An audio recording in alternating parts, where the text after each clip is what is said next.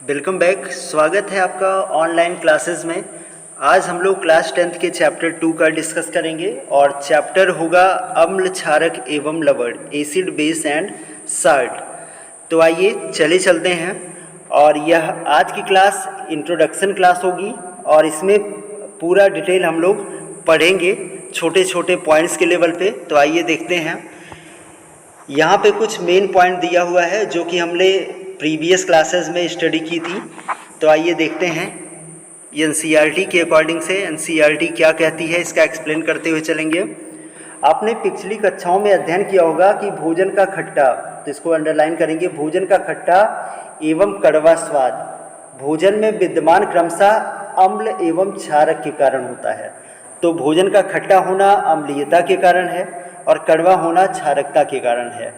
यह point definition में भी मदद करेगा, यानी कि प्राथमिक लक्षण है कि यदि कोई चीज़ खट्टी पाई जा रही है, खट्टे लेवल पे पाई जा रही है तो उसे अम्ल कहेंगे, और यदि कड़वे लेवल पे पाई जा रही है, बिटर इन टेस्ट हो रहा है, तो वो बेस है या क्षार है। तो आइए देखते हैं।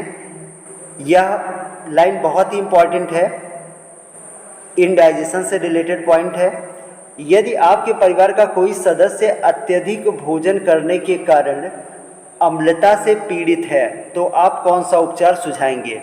ये कॉमन सी बात है और इसका टेस्ट आप लोग करके देखिएगा कि यदि कोई अम्लता से पीड़ित होता है तो आप लोग उसे क्या देते हो। तो सबसे पहले हम लोग के घर में जो मौजूद होता है, नींबू पानी, सिरका, बेकिंग सोडा का विलयन, ये सब कॉमन सी चीज़ें यूज़ में लाई जाती हैं। यदि इनसे सही हो गया तो सही है, नहीं तो मार्केट में अवेलेबल कुछ मेडिसिन्स का यूज़ करना पड़ता है।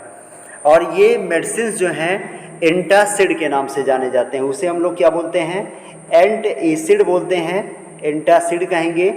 और यह एंटासिड अपच को दूर करने में सहायक होता है। तो आइए देखते हैं।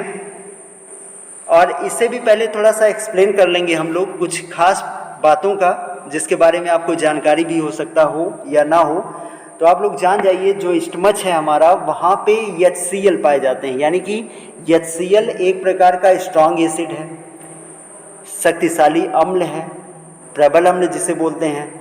इसकी उपस्थिति के चलते भोजन का पाचन संभव होता है।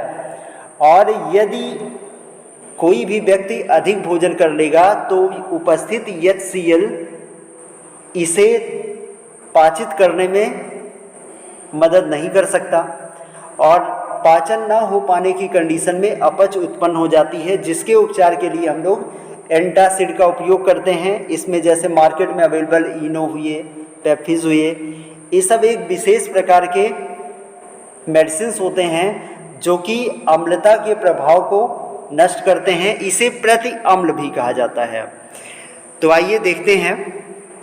आप जानते हैं कि अम्लों का स्वाद खट्टा होता है। अब ये डेफिनीशन पे चलते हैं और डेफिनीशन में भी मदद करेगा। अम्लों का स्वाद खट्टा होता है तथा यह नीले लिटमस पत्र को लाल कर देते हैं। इसको थोड़ा सा ये जूम है, इसको थोड़ा सा छोटा करेंगे, देखिए। यह नीले लिटमस को लाल कर देता है, ये पॉइंट हो गया। और स्वाद में खट्टे होते हैं, जबकि क्षारकों का स्वाद कड़वा होता है। क्षारक जो हैं स्वाद में कड़वे होते हैं तथा लाल लिटमस पत्र को नीला कर देते हैं। अभी लिटमस के बारे में भी हम लोग पढ़ेंगे और लिटमस से रिलेटेड, लिटमस कहाँ से प्राप्त होता है, ये सब जानकारियाँ यहाँ पे हमें मिलेंगी। लिटमस एक प्राकृतिक सूचक है। यह बहुत ही इम्पॉर्टेंट पॉइंट है। यह एक प्रकार का प्राकृतिक सूचक होता है। सूचक कहने का मतलब इंडिकेटर। विलयन में जो रंग परिवर्तित करने के लक्षण आते हैं वही इंडिकेटर हैं। तो किसी विलयन में दूसरे रंग का और दूसरे विलयन में दूसरे रंग में परिवर्तित हो जाए तो उसे सूचक कहा जाता है। इसी प्रकार हल्दी, टर्मरिक भी एक प्रकार का सूचक है। क्या आपने कभी ध्यान दिया है कि श्वेत कपड़े पर लगे सब्जी के दाग जब क्षारकीय प्रकृति वाला साबुन रगड़ते हैं तब उस पर धब्बे का रंग भूरा लाल हो जाता है। ये चीज़ आप देखिएगा, अगर देखे हो तो अच्छी बात है। लेकिन कपड़े को अत्यधिक जल से धोने के पश्चात वह फिर से पीले रंग का हो जाता है।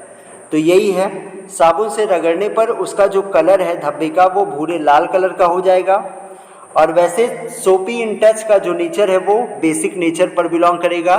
तो आइए देखते हैं अम्ल एवं क्षारक की जांच के लिए, इसको थोड़ा सा जूम करेंगे जिससे आप लोगों को अच्छे से दिखाई पड़े। ये इसमें दिया हुआ है अम्ल एवं क्षारक की जांच के लिए आप संश्लेषित सूचक।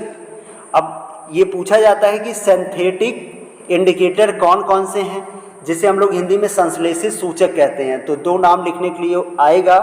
तो फर्स्ट है मेथिल ऑरेंज, सेकंड है फिनोल्फेथलीन जिसे फिनोप्थलीन कहते हैं। यह दो जो दिए हुए हैं मेथिल ऑरेंज और फिनोल्फेथलीन संश्लेषित सूचक हैं जिसे हम लोग सिंथेटिक इंडिकेटर कहते हैं।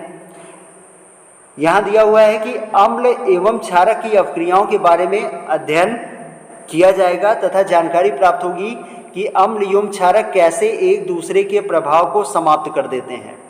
एक दूसरे के प्रभाव को कैसे समाप्त करेंगे, यानी कि एसिड और बेस को मिला देने पर न्यूट्रल कंडीशन कैसे आएगी, उदासीनता कैसे आएगी। हम लोग ने पढ़ा होगा प्रीवियस क्लासेस में कि अम्ल और क्षार के मिलने से साल्ट और वाटर प्रोड्यूस्ड होता है, यानी कि नमक और जल की प्राप्ति होती है।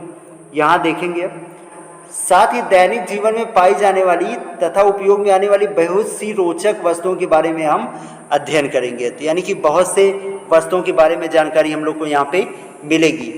तो जो पॉइंट हम लिटमस के बारे में बता रहे थे यह बहुत ही इम्पॉर्टेंट लाइन है और आप लोग याद रखिएगा, काफ़ी कंपटीशन में भी यहाँ से क्वेश्चन बन जाते हैं। तो इसमें दिया हुआ है, इसको भी अंडरलाइन करते हुए चलूँगा, थोड़ा सा कलर चेंज कर लेता हूँ। है लिटमस विलयन बैगनी रंग का रंजक होता है, यानी कि कोई पूछे कि लिटमस किस प्रकार के होते हैं तो बैगनी रंग के ये रंजक होते हैं। रंजक मतलब कलर देने वाला, यानी कि बैगनी रंग का रंजक है लिटमस, जो थैलोफाइटा समूह के लाइकेन पौधे से निकाला जाता है। लिचेन लिखा हुआ है जिसे लाइकेन भी बोलते हैं। लाइकेन पौधे से इसकी प्राप्ति की जाती है। प्रायः इसे सूचक की तरह उपयोग में लाया जाता है। सूचक मतलब इंडिकेटर, इंडिकेटर के रूप में इसका उपयोग में लाया जाता है, यानी कि अम्ल तथा क्षार के अनुमापन में लिटमस पेपर का यूज होता है। जैसे ऊपर मैंने बताया कि अम्ल जो है वो नीले लिटमस को लाल में चेंज कर रहे हैं और क्षार जो है वो लाल लिटमस पेपर को नीले में बदल दे रहे हैं। लेकिन लिटमस का विलयन किस रंग का है तो बैगनी रंग का है, बैगनी रंग का रंजक है। लिटमस विलयन जब ना तो अम्लीय होते हैं और ना ही क्षारकीय। इसे थोड़ा सा हटाऊंगा जिससे आप लोग को देखने में आसानी हो, और कलर भी चेंज कर लेता हूँ। यहाँ दिया हुआ है लिटमस विलयन ना तो अम्लीय होता है और ना ही क्षारकीय होता है, यह बैगनी रंग का होता है। मतलब ना ये अम्ल होंगे ना ये क्षार होंगे, केवल परिवर्तन करेंगे, टेस्ट के लेवल पर इसका यूज़ हम लोग कर सकते हैं। वास्तव में यह लिटमस जो है वो बैगनी रंग का होगा। बहुत सारे प्राकृतिक पदार्थ जैसे लाल पत्ता गोभी, इसको थोड़ा सा हटा दूं, जैसे दिया हुआ है बहुत सारे प्राकृतिक पदार्थ में जैसे लाल पत्ता गोभी, हल्दी, हाइड्रेजेनिया, पेटूनिया, जेरेनियम जैसे कई फूलों की रंगीन पंखुड़ियाँ किसी विलयन में अम्ल एवं क्षारक की उपस्थिति को सूचित करती हैं। यानी कि अम्ल तथा क्षारक को पता लगाना हो तो इन सब चीज़ों को भी अपनाया जा सकता है। जैसे लाल पत्ता गोभी हुआ, हल्दी हुआ, हाइड्रेजेनिया हुआ, पेटूनिया हुआ, एवं जेरेनियम हुए, इन सब फूलों की रंगीन पंखुड़ियों से भी विलयन में अम्ल तथा क्षारक की उपस्थिति ज्ञात की जा सकती है। इन्हें अम्ल क्षारक सूचक या कभी कभी केवल सूचक कहते हैं। जो एसिड और बेस लेवल पर काम करते हैं उसे एसिड बेस इंडिकेटर या अम्ल क्षारक सूचक कहा जाता है। तो ये एक क्वेश्चन है, इस क्वेश्चन को भी आप लोग देख लीजिए और करने का प्रयास कीजिएगा, नहीं तो इसे क्लासेस में आपको करवाया जाएगा एक्सपेरिमेंट करके और इसका एक्सप्लेन भी किया जाएगा। यदि आपको इसके बारे में आंसर जानना हो तो आप बताइएगा, इसका आंसर भी हम सेंड कर देंगे। आपको 3 परख नलियाँ दी जाएंगी, इनमें से एक में आश्रित जल एवं शेष 2 में से एक में अम्लीय विलयन तथा दूसरे में क्षारीय विलयन होगा। यानी कि 2 में एक में अम्लीय विलयन और दूसरे में क्षारीय विलयन होगा। यदि आपको केवल लाल लिटमस पत्र दिया जाता है तो आप प्रत्येक परख नली में रखे पदार्थों की पहचान कैसे करेंगे? केवल आपके पास लाल लिटमस पेपर हो तो आप दोनों को कैसे टेस्ट करेंगे? तो इस क्वेश्चन के आंसर के लिए आप लोग अपना भी आंसर सेंड करिए और हमें मैसेज भी करिएगा, हम आपको इसका आंसर सेंड करेंगे और इसका एक्सपेरिमेंट भी क्लासेस में करवा दिया जाएगा। कल हम लोग स्टडी करेंगे अम्ल एवं क्षारक के बारे में, उनके गुणधर्मों के बारे में, उनका फिजिकल नेचर कैसा होता है जिसे भौतिक प्रकृति बोलते हैं, और केमिकल नेचर कैसा होता है जिसे रासायनिक प्रकृति क्या होगी। इन सब चीज़ों के बारे में स्टडी करेंगे। आज ये इंट्रोडक्शन वीडियो था और आप लोग इसे 2-3 बार देख लीजिएगा। इसमें भी कुछ पॉइंट्स आप लोग को इम्पॉर्टेंट लगेंगे, जैसे अम्ल क्या है, इंडाइजेशन क्या होता है, अपच जिसे कहते हैं अपच क्या होता है, अपच को दूर करने के लिए किस वस्तु का यूज़ करते हैं, घरेलू उपचार क्या है। तो ये एक कॉमन सी वीडियो है जो कि सभी क्लासेस के लिए इम्पॉर्टेंट है। तो इसी पर ये मैं एंड करूँगा और अधिक जानकारी के लिए बने रहिए। Thank you.